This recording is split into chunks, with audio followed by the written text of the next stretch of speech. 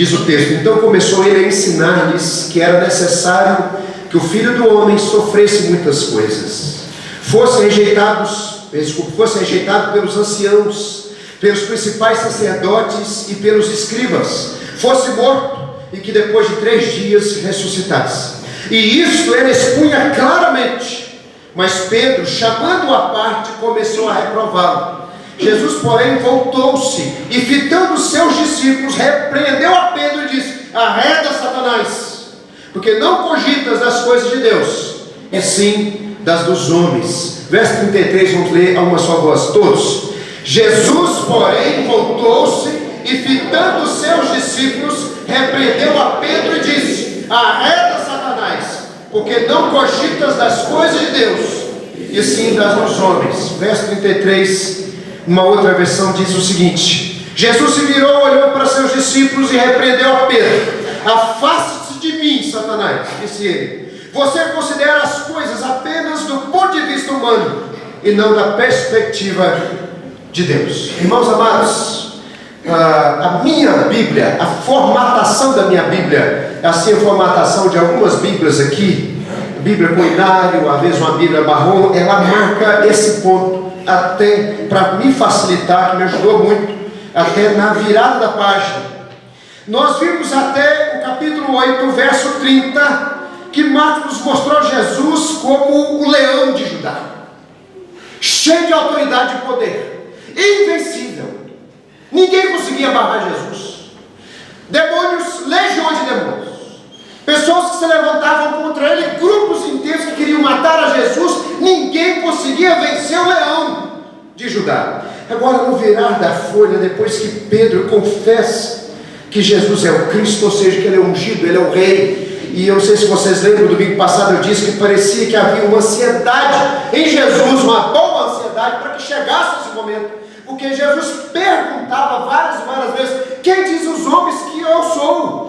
E ele perguntava para os discípulos: mas vós, quem diz que eu sou? De tal forma que ele chegava, talvez pessoalmente ou em grupo, ele fazia essa pergunta várias vezes. Ele queria que chegasse esse momento, onde Pedro reconhecesse que ele era ungido do Senhor, Cristo de Deus. Agora você vai ver no versículo 31 que ele começa a ensinar-nos um ponto específico da sua missão. E agora nós vamos ver não um outro Jesus, mas o mesmo Jesus, mas de uma perspectiva diferente. Nós não estamos vendo mais o leão, apesar de que ele continua fazendo milagre, ele continua curando, ele continua enfrentando inimigos e vencendo inimigos, mas você vai ver pouco a pouco o Cordeiro de Deus. Na primeira parte, Jesus foi conhecido pela sua autoridade, pelo seu poder. Na segunda parte, Jesus é conhecido pela sua obediência, sua submissão e seu sacrifício. Primeira parte, Jesus é o leão. Segunda parte, ele é o Cordeiro. E nós vamos encerrar o Evangelho de Marcos com Jesus crucificado e ressuscitado ao terceiro dia. E esse texto faz parte de 3, só para acrescentar, de 3 momentos específicos que Jesus chama os seus discípulos e fala claramente que ele estava seguindo para Jerusalém e ele morreria na cruz, mas ressuscitaria ao terceiro dia. Capítulo 9, verso 31, capítulo 8, verso 31, capítulo 9, verso 31 e o capítulo 10, pouco mais adiante, verso 32. Então é quase fácil de decorar. 8, 31, 9, 31 e 10, 32 são esses momentos onde Jesus chama os discípulos e mostra a necessidade dele morrer na cruz. Aqui nós vamos ver então por que a morte de Jesus é tão central na missão dele. Os milagres que Jesus realizou não se comparam com a morte que ele iria sofrer. Os milagres eram demonstração de poder. A morte de Jesus era demonstração de sacrifício em favor meu e em seu favor.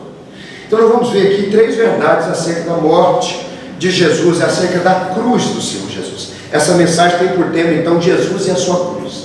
Jesus e a cruz. Verso 31 até o verso 32 você vai ver a necessidade da cruz. Verso 32, a segunda parte do verso 32, você vai ver a incompreensão da cruz. Verso 33, você vai ver o inimigo da cruz, a necessidade da cruz, a incompreensão da cruz e o inimigo da cruz. São essas 3 verdades nós vamos ver hoje e vamos aplicar essa mensagem no nosso coração, que é fascinante, é fora de série o que nós vamos ver aqui. Em primeiro lugar, Jesus então explica no verso 31 a necessidade da cruz. A palavra que está aí, olha, então começou ele a ensinar. Você vê que há um novo começo, que é uma nova ênfase, que é um novo ponto, há uma virada de página. Alguma coisa agora vai acontecer. Jesus está se mostrando de uma forma diferente. Que era necessário que o Filho do Homem sofresse muitas coisas, fosse rejeitado pelos anciãos. Eu queria que você grifasse essas palavras que eu vou dizer. Primeiro, necessário. Essa palavra quer dizer atrelado ou atado.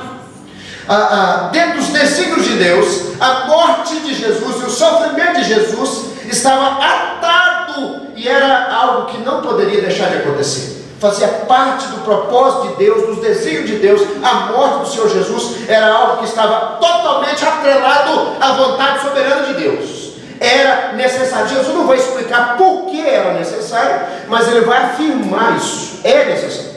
Lá na frente ele vai explicar por que era necessário, mas aqui só está dizendo e afirmando: a cruz é necessária. Vocês têm que entender isso. Mas o que ele enfatiza, ele nem vai explicar por que ele vai ressuscitar. Ele não explica agora, ele vai explicar só lá na frente. Mas ele está afirmando, ele está inculcando o ensinamento dos discípulos. Vocês até agora ficaram fascinados pelos meus milagres, e a luz da minha glória está ofuscando seus olhos de algo que é necessário dentro do propósito de Deus. Vocês têm que enxergar isso, que é a necessidade da minha morte na cruz. E ele vai enfatizar principalmente a sua humilhação, que nós chamamos em teologia de humilhação do Cristo. Ele vai falar dos seus sofrimentos, sofreria muitas coisas.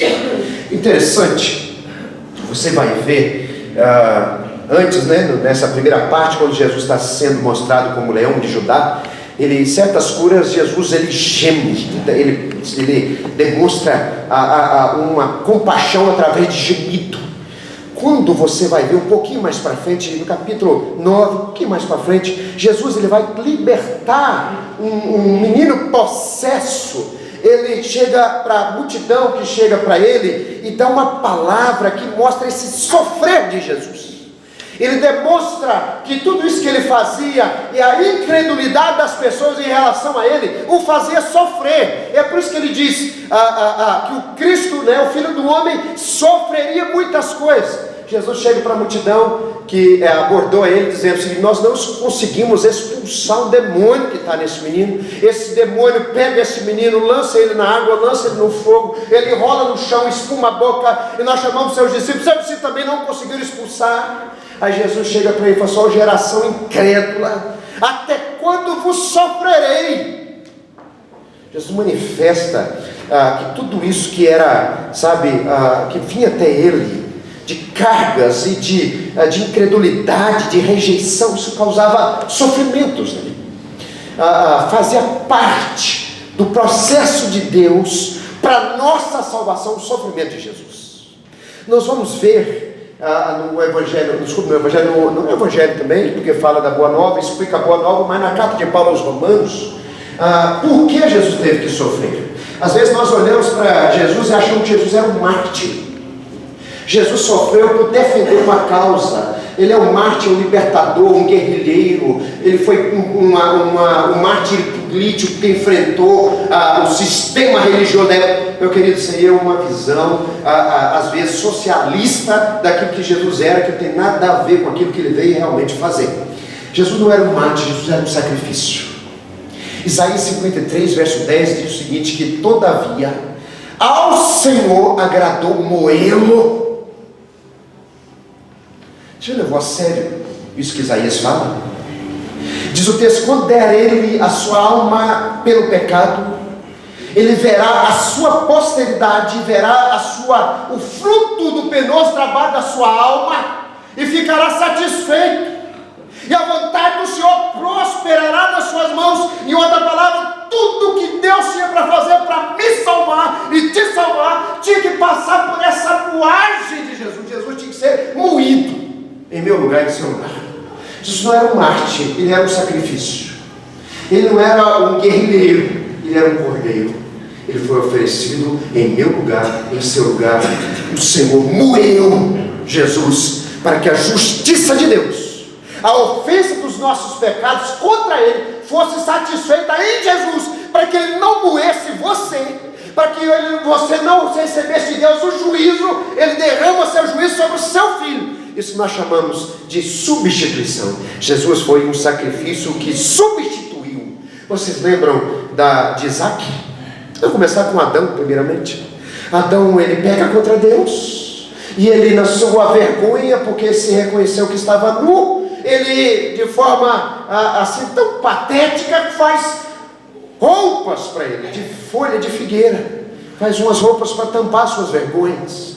Quando Deus o aborda, ele foge de Deus por vergonha, e depois de Deus mostrar para ele o seu pecado, e prometer a ele um que viria para esmagar a cabeça da serpente, ele então sacrifica um animal, e faz roupas de um animal morto, para cobrir a vergonha de Adão, o pecador, o Adão que caiu no pecado. Alguém teve que morrer, para que o pecado fosse coberto, para que a vergonha fosse coberta. Quando você chega em Gênesis 22, você encontra Abraão sendo provado por Deus, e Deus fala para Abraão: toma seu filho, seu único filho Isaque, vai no monte que eu lhe mostrarei e sacrifica a mim. E Abraão acorda de madrugada, e nós dizemos o seguinte: Abraão acordou de madrugada porque ele queria, realizar a vontade de Deus, e queria também, mas Abraão acordou de madrugada porque não conseguiu dormir. Deus chegou para ele e falou o seguinte: sacrifica seu próprio filho, que o pai consegue dormir com a voz do divino, a voz de Deus, falando ao coração dele: você vai sacrificar seu filho. Quem consegue? De madrugada levantou e leva então Isaque para o Monte Moriá.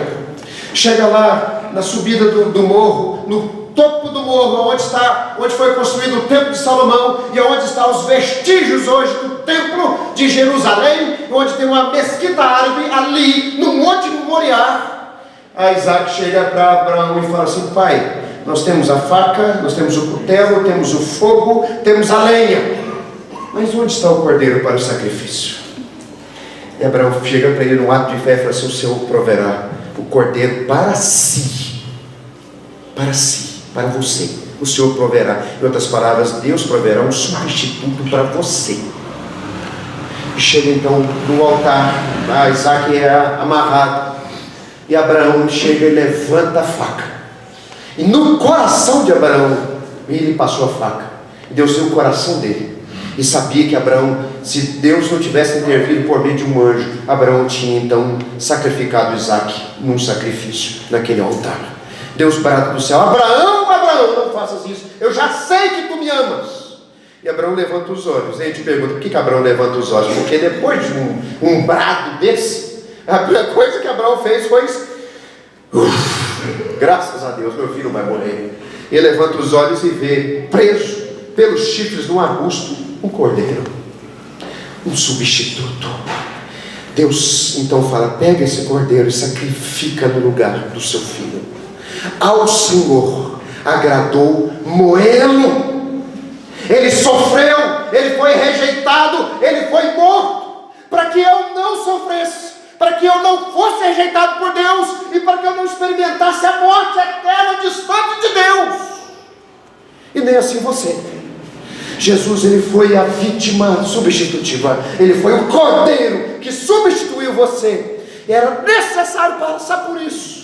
Depois que ele fala que ele sofreria muitas coisas, ele fala que ele foi rejeitado. E ele cita pelo menos 3 classes de pessoas. Ele fala rejeitado pelos anciãos, os principais sacerdotes e pelos escribas.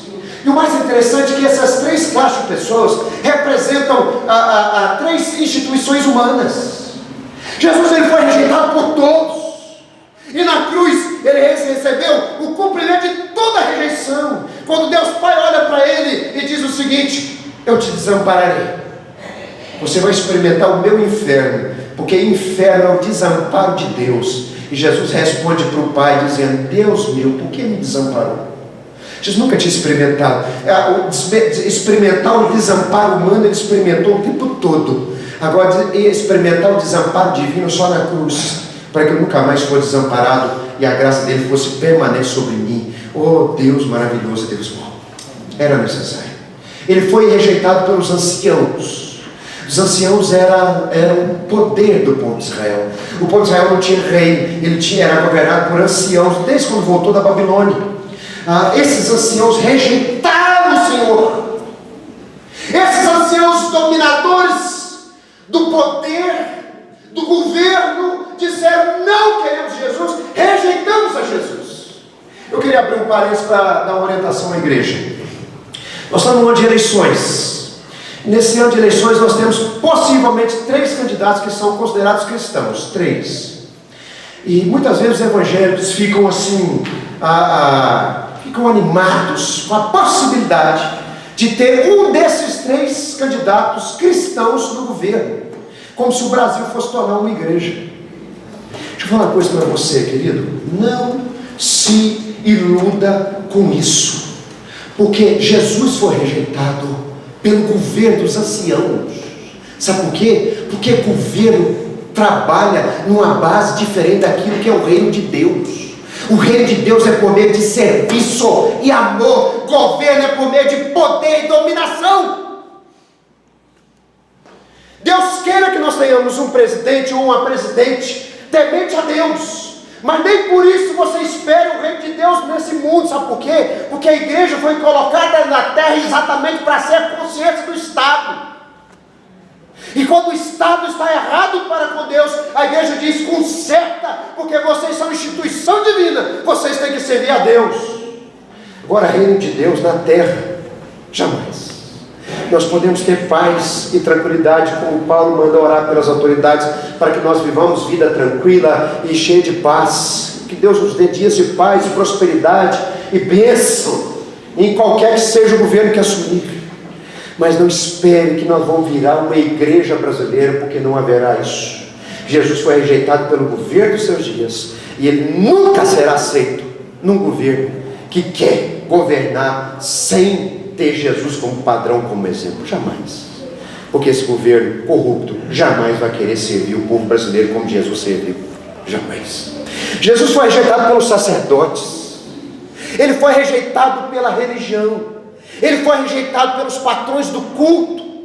Você já viu? Deixa eu falar uma coisa aqui para vocês. Você já viu quando nós vamos falar de culto, quanta polêmica às vezes surge. A IPB estava reunida em Supremo Conselho exatamente para tratar de culto.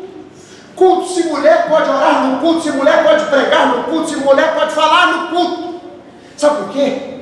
Porque quando nós perdemos Jesus de vista, o culto se torna um lugar onde tem pessoas que formatam o culto de acordo com eles. Aqui nessa igreja o culto tem que ser desse jeito. Aqui na outra igreja o culto tem que ser desse padrão. Aqui nessa igreja, a tradição, o culto é assim. Quando Jesus esteve entre nós, os donos do culto disseram: nós não queremos ele. Os sacerdotes disseram: nós não queremos ele. E Jesus falou também que ele seria rejeitado pelos escribas. Sabe quem são os escribas? Escribas são os teólogos. Sabe que existe dentro da igreja cristã pessoas que se consideram cristãos, mas na sua base de fé não tem lugar para Jesus. Estava conversando com o esposo dessa amada irmã Veralice, que vai estar conosco no nosso retiro, o Leandro, e falando sobre essa questão, quanto que Jesus está distante da pregação de muitos teólogos, pastores, preletores. Jesus não é apenas um apêndice. Quando quer falar alguma coisa bonita sobre amor, ele fala sobre Jesus, como se Jesus fosse um tema da Bíblia. Jesus é o centro da Bíblia. Ele é o nosso Salvador. Tudo que nós temos que crer e viver parte dele. Eu vivo tirando dele. Eu vivo a minha vida da essência dele. Ele não é uma historinha para mim acreditar junto com as histórias de Moisés, Abraão, Isaac. Não, ele é o meu Senhor vivo e ressurreto. Ele habita em mim, Ele é o Senhor da minha vida, Ele me chamou, eu o conheço, e mais, Ele me conhece por completo. Aí ele disse o seguinte: pastor Juliano, já cansei de ir em igrejas, quando os pastores pregam, eles não pregam sobre Jesus. Sabe por quê? Porque quando Jesus é perdido de vista na igreja, a igreja vai passar a pregar qualquer outra coisa.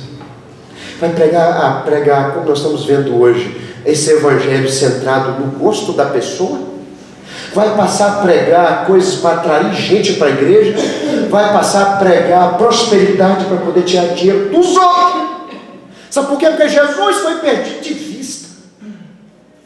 Porque Jesus não é mais o centro dessa igreja, não é mais o centro da pregação. O púlpito não tem mais Jesus. O púlpito tem alguém que quer, como Arão, satisfazer a idolatria de um povo, de uma gente que não quer nada com Jesus. Queria te falar uma coisa para você, por favor, em nome de Jesus, me receba essa palavra, porque essa palavra pode fundamentar a gente em tempos difíceis que a gente pode passar, tá? Não há vida cristã sem a cruz. Se a cruz não é o centro da nossa vida e da igreja, nossa religião não é a religião de Jesus.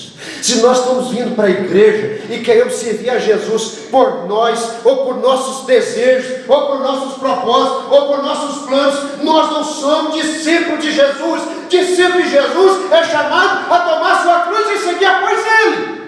As demais coisas são bênçãos, as demais coisas são complemento, as demais coisas são mimos de Deus nessa terra, porque o que nós somos chamados a receber nesse mundo é uma cruz dos nossos ombros e segui-lo após Ele, para que nós possamos servir nesse mundo. Não há cruz fácil de ser carregada. É por isso que muita gente abandona, é por isso que muita igreja não deixa de pregar essa cruz, porque a cruz nos humilha, porque a cruz nos chama por um compromisso de fidelidade total. Olhar para a radicalidade, o amor de Jesus em ser moído por nós na cruz, e olhar para nós, olhar para o nosso compromisso tão miserável, a nossa fidelidade tão fraca, é olhar e falar assim: meu Deus, eu sinto vergonha de ser crente. Você já disse isso? Você já disse isso? Eu já disse isso muitas e muitas vezes: Senhor, eu tenho vergonha de ser crente. Sabe por quê? Porque o meu compromisso é tão fraco, a minha fidelidade é tão raquítica. Eu preciso de mais. Aí eu tenho que olhar para a cruz e falar assim: quanto Ele me amou e quanto eu sou chamado a amá-lo. A cruz é meu padrão. Se não houver cruz na nossa vida, se não houver cruz na nossa igreja, nossa religião não é a religião de Jesus. Nós não somos discípulos de Jesus, nós somos frequentadores de igreja, nós somos membros de igreja, nós não vamos morar no céu com Ele, porque não há salvação sem passar pela cruz. Deixa eu dizer uma coisa aqui para vocês. Deixa eu dizer uma coisa muito simples. É a mensagem da cruz que atrai o pecador. Verdadeiramente é o que atrai o pecador. Você foi convertido por causa de quê? Eu imagino que a primeiro momento pode ser que alguém recebeu um convite para participar de um culto, de uma palestra de casais, por exemplo. E lá na palestra de casais ele foi porque estava atribulado, com o casamento por um fio, e lá no meio daquela palestra de casais, ele ouve uma palavra, e ele aceita aquela palavra, e ele entende a mensagem do Evangelho, e entrega a vida para Jesus. No primeiro momento pode ser que a pessoa foi para a igreja, por algum outro motivo, a não ser essa pregação de arrependimento e de salvação. Mas o pecador, ele vem para Jesus de forma quebrantada, sem defesa, rendido, humilhado, chorando, porque ele entende que Jesus o amou, e por Ele deu a vida na cruz. Eu não vim para o Evangelho por causa de bênção, eu não vim para o Evangelho por causa de promessa, eu não vim para o Evangelho por causa de riqueza, eu vim para o Evangelho porque eu precisava de perdão, eu precisava de paz, eu precisava de salvação.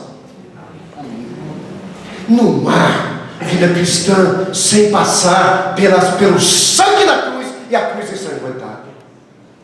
Você está aqui por causa de quê, querido? É da cruz que nos nivela. A gente para de ficar de nariz em pé e achar que nós somos um umbigo do mundo, que todo mundo tem que servir a gente, que Deus tem que servir a gente, que Deus tem que olhar para nós e agradar a gente em todos os nossos desejos. Não! Quero te falar uma coisa para você. Se Jesus foi moído para fazer a vontade de Deus, se eu for chamado para ser moído para fazer a vontade de Deus, eu não vou ser moído para salvar uma pessoa, mas eu vou ser moído para fazer a vontade de Deus. Quanta gente hoje está sendo moído para fazer a vontade de Deus? Moído na alma, moído no corpo, moído na família, moído na sociedade. Quanta gente! E quantos irmãos aqui nesse momento não tem aceitação nem na família. Está sendo moído por causa de Jesus, moído por causa de Deus. Se o Senhor nos chamar para ser moído, nós seremos. Para fazer a vontade de Deus, nós faremos. Porque nós somos o povo da cruz, somos o povo de Jesus. O mesmo. Esse evangelho é a espada que corta lá no mais profundo, mas que separa quem é discípulo daquele que não é discípulo. Em nome de Jesus. Abra comigo, ainda no mesmo texto, e você vai ver agora que Jesus diz no começo do verso 32, ele fala que vai ser rejeitado pelos anciãos, sacerdotes e escribas. O poder, a religião e a teologia não aceitou Jesus e nunca vai aceitar. A verdadeira teologia é a pregação da cruz. A verdadeira teologia de Deus é Jesus. Depois de 3 dias ele se ressuscitaria, depois de morto. Isso ele expunha claramente. A ideia aqui dessa expressão claramente é que ele expunha abertamente com ousadia e confiança. Aí Pedro, que tinha acabado de confessar Jesus, ele ouve Jesus falando isso. E possivelmente ele falou assim: olha, depois de ter sido o único que reconheceu que Jesus é ungido de Deus, eu devo ter algum tipo de monopólio nessa confissão. E essas palavras de Jesus está espantando muita gente. Tem discípulo que não está compreendendo. Se você for um pouco mais para frente, você vai ver que as pessoas, ao ouvir isso, posso adiantar, né? Não, depois nem preciso pregar, né? Eu tenho que continuar pregando. Aí as pessoas ouviam essas palavras de Jesus, eles eram tomados de apreensões. Eles seguiam Jesus, e Jesus falando isso abertamente, bradando e falando sem medo, com ousadia, sem temor. E as pessoas tomadas de apreensões. Pedro tem olhado, começou a ver gente assim, preocupada. E Jesus está dizendo isso. Pedro repreendeu em Jesus o que nós hoje chamamos de pensamento negativo. A pessoa está chegando, né? A pessoa chega e fala assim: rapaz, eu acho que vou passar por uma prova. Aí a pessoa chega assim: meu irmão, tira esse pensamento negativo da sua cabeça, né? Vai dar certo. Põe um pensamento positivo. Vou falar uma coisa para você: nem sempre um pensamento positivo quer dizer que você está pensando as coisas conforme a vontade de Deus. Muitas vezes, reconhecer uma fragilidade, ou reconhecer que você está passando por um momento aflitivo, é de fato reconhecer que está acontecendo, que você necessitava por algum motivo, que você necessita para quebrantar seu coração, que você entendeu que isso é consequência. Tem gente que confunde convicções com a falta de humildade, orgulho. A pessoa está passando por um momento tão aflitivo que precisava quebrantar o coração. Mas eu não posso ter um pensamento negativo. Não, meu irmão, não é pensamento negativo, é você quebrantar seu coração. Quebrantar seu coração é uma coisa. Eu quebranto meu coração na convicção que Deus me restaura. Mas me quebrantar, eu preciso me quebrantar.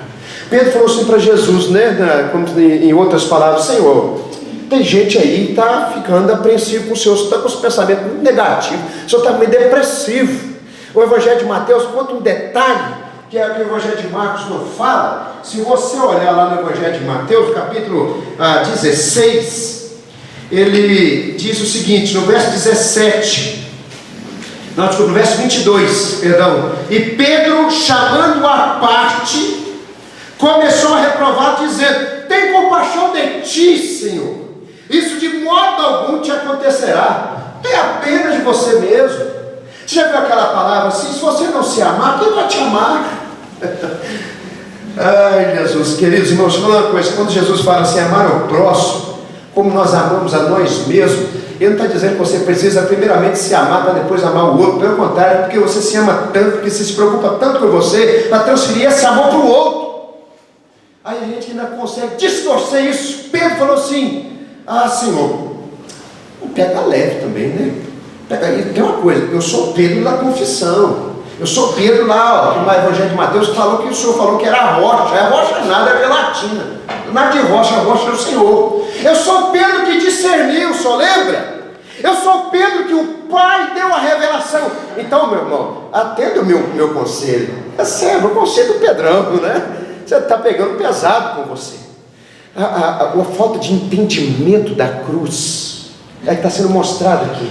Humanamente falando, reconhecer Jesus e a necessidade dele morrer na cruz não tem condições de nós reconhecermos. É que Paulo fala que ela é loucura para os gentios, para os gregos, escândalo para os judeus. E humanamente falando e carnalmente falando, é impossível entender. Pedro não entendeu. E deixa eu dizer uma coisa para você, querido, muito simples e de uma forma assim, bem prática. Se Pedro não entendeu, você tem que pedir a Deus sempre: Senhor, abre minha mente para entender o propósito do sacrifício do seu filho na cruz. Porque se Pedro, que andou contigo todo o tempo, recebeu a revelação de Deus, não compreendeu, e nesse momento foi usado por Satanás para desviar Jesus do caminho da cruz, eu corro o risco de perder de vista a sua cruz e seguir por outro caminho que o Satanás quer que eu siga. Deixa eu falar uma coisa aqui para você. Todos nós, como discípulos de Jesus, sempre vamos lutar para ver o mundo de dois pontos de vista. Nós temos uma batalha espiritual. O crente verdadeiro, autêntico, está numa batalha espiritual.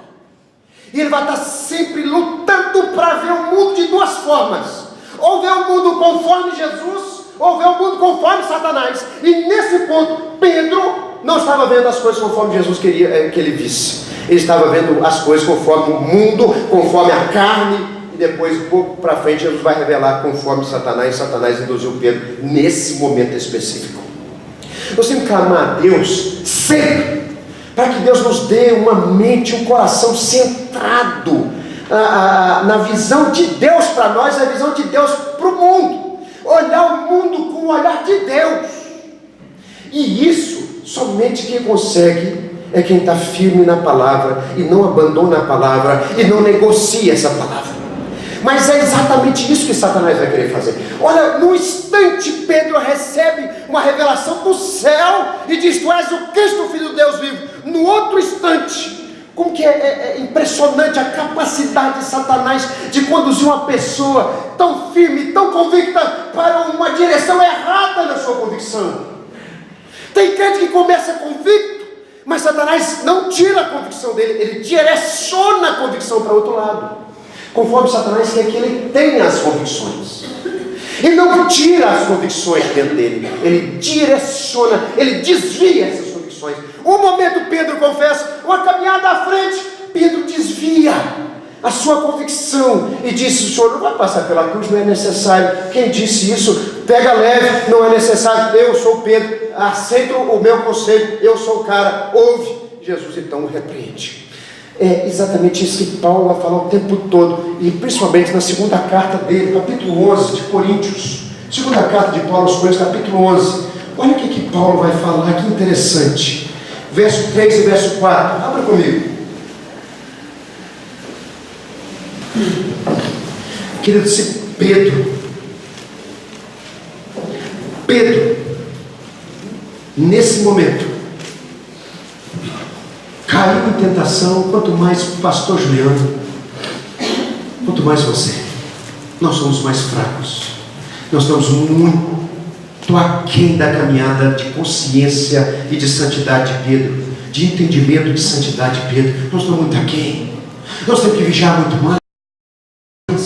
Nós estamos em batalha. Nós não podemos apoiar no nosso entendimento, nem na nossa força. Nós temos que nos apoiar na sabedoria de Deus e no poder do Espírito Santo. Estamos em batalha. Você está em batalha. Satanás, quando não quer arrancar de você a semente semeada, ele vai direcionar essa semente para outro lugar, para que você distancie o seu olhar de Jesus e você compreenda as coisas diferente do que Jesus se compreende. Capítulo 11 da segunda carta de Paulo aos Coríntios, verso 3, capítulo 11, verso 3. Mas receio que assim como a serpente enganou a Eva com a sua astúcia, assim também seja corrompida a vossa mente e se aparte da simplicidade e pureza devidas a Jesus, a Cristo. A Satanás, ele vai distorcendo duas coisas principais: simplicidade, andar com Jesus na simplicidade de uma vida quebrantada, comprometida, obediente. Ou você vai misturar com o mundanismo. Ou você complica o que é simples, ou você mundaniza aquilo que devia ser santo. Satanás vai trabalhar isso na vida da igreja. Se na verdade vindo alguém prega outro Jesus que não temos pregado, ou se aceitais espírito diferente que não tendes recebido, ou evangelho diferente que não tendes abraçado, a esse de boa mente o tolerais. E você vai ver o que Pedro estava cheio de boas intenções. De boa mente vocês toleram coisas de Satanás. De boa mente vocês estão sendo desviados por Satanás. Com boas intenções vocês estão seguindo os conselhos de Satanás. Querido, falta de entendimento daquilo que o Senhor Jesus fez e realizou na cruz é o principal ponto onde Satanás vai tocar para tirar você do propósito de Deus. Foi assim com o apóstolo Pedro. Ele não compreendeu por causa a necessidade da morte do Senhor Jesus na cruz. E vai ser assim com todo crente legítimo. A intenção dele é desviar seus olhos do sacrifício do Salvador. É por isso que você vai ver igrejas cheias pregando prosperidade. Pregar prosperidade não tem necessidade de cruz. Pregar prosperidade é pregar um Jesus vitorioso. Agora, vai falar da cruz numa igreja dessa, vai vir um monte de Pedro dizer o seguinte: Juliano, pega leve, dessas mensagens não vão trazer as pessoas para a igreja. Realmente vai espantar os cabritos, vai deixar só as ovelhas. Porque a ovelha segue o bom pastor, porque o bom pastor deu a vida pelas ovelhas. Coisa boa, gente. O evangelho, ele te encanta, porque o evangelho é o centro do amor de Jesus por nós. E por último, o inimigo da cruz. Sabe o que é interessante? Nós vimos a necessidade da cruz, a incompreensão da cruz, agora o inimigo da cruz. Verso 33, Jesus porém voltou-se. Esse voltar, Jesus fez um movimento assim de quase que de ira. E ele olha, ele fica os discípulos dizendo o seguinte: eu vou repreender ele, mas vocês estão tudo no meio também. E porque ele passa o olho dizendo o seguinte: presta atenção no que eu vou dizer, porque eu estou dizendo para vocês também. E o mais interessante é que Satanás, que é o inimigo da cruz, como diz o verso 33, ele não usa um outro apóstolo, ele usa a Pedro. Você já percebeu isso? Por que ele não usou, por exemplo, Mateus? Por que ele não usou próprio Judas? Porque ele usa Pedro. Você nunca percebeu isso? Nunca entendeu isso, não? A ideia é aqui, Satanás aparece duas vezes no Evangelho de Marcos só, diretamente, ele é mencionado por Jesus. Quando Jesus fala de amarrar o valente, ele menciona que ele está falando de Satanás, mas diretamente ele aparece duas vezes. Uma no deserto, quando ele tenta Jesus. Lá no deserto ele oferece glória, lá no deserto ele oferece todo tipo de conforto para Jesus. Aqui, nesse lugar onde Pedro está, ele oferece segurança, conforto, comodidade. Não vai morrer na cruz, calma, pode ficar tranquilo, a cruz não é para você, tá? Você não precisa de cruz, você precisa de gente para poder cuidar de você, você precisa de gente para poder fazer a bondade para você. Vê se Jesus aí não é o Jesus verdadeiro. Sabe por que ele tenta exatamente Pedro? É como se ele estivesse dizendo para Jesus: esse que acabou de confessar, eu acabei de usá-lo, porque não vale a pena você dar a vida por esse que te confessa, porque eu vou fazê-lo desviar de você. Isso que Satanás está dizendo para Jesus. Quando ele usa Pedro, ele não usa os demais, porque Pedro tinha acabado de confessar Jesus. Ele está dizendo isso para Jesus: eu estou usando aquele que te confessou, eu estou usando aquele que te reconheceu. Sabe por quê? Porque é isso que eu vou fazer com a sua igreja. A sua igreja que você deu a vida, a sua igreja que você morreu por ela, a sua igreja que disse confessar, que recebe você, participa da ceia, mas eu vou desviá-los de você. Você não vai tê-los. Eu vou tirar essas ovelhas de você, que se diz o bom pastor.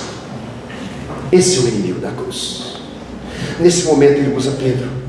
Jesus usa da sua autoridade e ele repreende nesse momento Satanás, que estava por trás de Pedro, o induzindo para esse erro. Ele repreende: arreda-te de mim, afasta-te de mim, Satanás, porque seus pensamentos são pensamentos humanos, carnais, seus pensamentos não são pensamentos divinos. Sabe o que é o mais interessante, para encerrar? O mais interessante é que Satanás quis ser Deus, mas ele foi reduzido a um ser que não tem mais os pensamentos de Deus. Ele tem um pensamento dessa terra. Ele não vê mais as coisas da perspectiva de Deus. Seus olhos foram cegados para as coisas de Deus. Ele só enxerga as coisas do homem. Jesus diz: você não cogita das coisas de Deus, você cogita das coisas dos homens. Você é carnal em sua natureza. Você está cego espiritualmente. Pedro fica: Satanás, arreda-te de mim. De novo, eu queria encerrar dizendo para você: nós não podemos apoiar no nosso que nós achamos ou na nossa força. Nós temos que nos apoiar na sabedoria de Deus e no poder do Espírito Santo. Agora deixa eu fazer uma pergunta para você, e você vai participar da ceia agora nesse momento, onde nós vamos louvar o Senhor e participar da ceia do Senhor. Como que você espera vencer essa batalha tão ferrenha? Satanás quer desviar você de todas as formas do propósito de Deus para a sua vida. O que você espera vencer sem conhecer a palavra? Como que você espera vencer sem ser capacitado pelo poder do Espírito Santo? Como? Você acha que vai vencer por tanto de tempo de crente que você tem? Você acha que vai vencer pela sua carnalidade? Você acha que você vai vencer na sua força de vontade? Nós somos fracos. Se o Senhor não segurar a nossa mão, nós vamos tornar marionetes. E Satanás vai fazer o que ele quis fazer com Pedro, e conseguiu pelo menos por um momento. Vai desviar aqueles que confessaram amar a Jesus e amar a mensagem da cruz. Vai desviar para longe dele. É hora de você encher da palavra, querido. É hora de você buscar o Espírito Santo de Deus. É hora de você quebrantar. É hora de consagrar sua vida. É hora de quebrantar seu coração. É hora de ser cheio de Deus, para que você não sucumba, para que você não seja derrotado, para que você não caia. É necessário a cruz, porque na cruz Jesus foi moído por nós. Amém. É necessário compreender a cruz, porque sem cruz não há discípulo de Jesus, sem cruz não há igreja. É necessário resistir o inimigo da cruz. E para resistir o inimigo da cruz, você precisa de sabedoria de Deus. Você precisa de poder de Deus. Que o Senhor te enche de sabedoria. Que o Senhor te enche de poder. Poder do Espírito Santo sobre a sua vida. Paulo fala que nós não recebemos um espírito de temor, de um espírito que não nos leva a reconhecer que nós somos dependentes dele. Pelo contrário, enquanto o Espírito Santo de Deus está agindo, mais você se reconhece dependente dele, e por outro lado, mais ousado você fica nele, porque você se reconhece: Senhor, se não fosse o Senhor que me segura na mão, eu não consigo vencer, mas por causa do Senhor estar me segurando na mão, eu enfrento e venço em nome de Jesus. Não por pensamento de boa vontade, mas movido de sabedoria, movido no poder, movido em fé, movido em graça. Eu vejo conforme Deus vê, eu caminho conforme Deus quer que eu caminhe, eu sirvo como Deus quer que eu sirva, eu luto como Deus quer que eu lute, porque o Espírito Santo de Deus está me dando discernimento e me capacitando para seguir nessa batalha. Que Deus te enche de poder, que Deus te enche de sabedoria. As duas coisas não se excluem. Você precisa da palavra e você precisa do Espírito. É na palavra que você firma as suas convicções. É no Espírito que você firma as suas bases. É na palavra que seus olhos são limpos. E é no Espírito que você é capacitado a seguir a vontade de Deus para a sua vida. Santa Ceia é momento também de ser fortalecido. Meu desejo é que você seja cheio, saciado, e possa cada vez mais se robustecer na sua fé.